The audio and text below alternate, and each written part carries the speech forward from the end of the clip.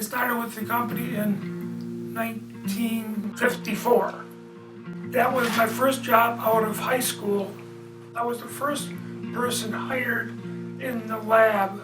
I really liked the people that I was working with, and I just liked everything about it. I really liked that job. I didn't know anything about paint chemistry until I ended up working for a Sheboygan Paint Company. The company, when it was started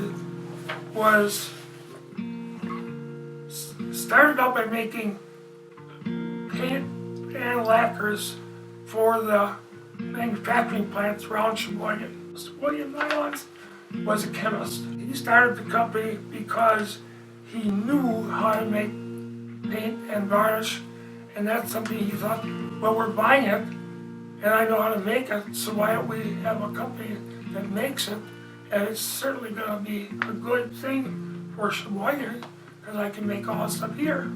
In the early 80s, it was obvious that we had to change or die, and we had to change by changing our product lines from solvent-based to water-based.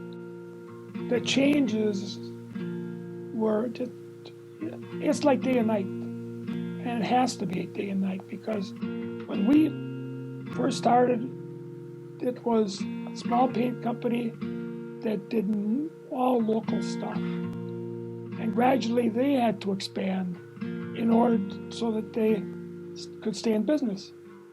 At one point, we made paint for every toilet seat company in the United States. Now there's only one company left, so it's Bemis, so they're right next door, so that was really good. When I started, I worked with Stuart Nylons a lot, and he really set the tone for what was to come. And Stuart decided that he wanted to keep the family in charge of Sheboygan Paint Company. He wanted it to be a Sheboygan Paint Company for the kids. He wanted it to be a family-owned company.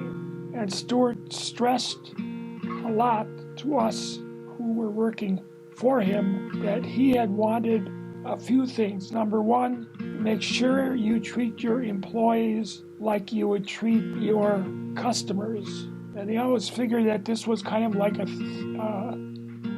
three-step stool, where one leg was the management, if you will. If you didn't have your next leg, which was customers, the stool would collapse. Or if you didn't have the third leg, which was your employees. So he made sure that we would treat the employees as we treated our customers and ourselves. Thing happens when you have a culture like we have, is that the employees tend to stay. If you look at our employee list, we have many, many, many people over 25 years.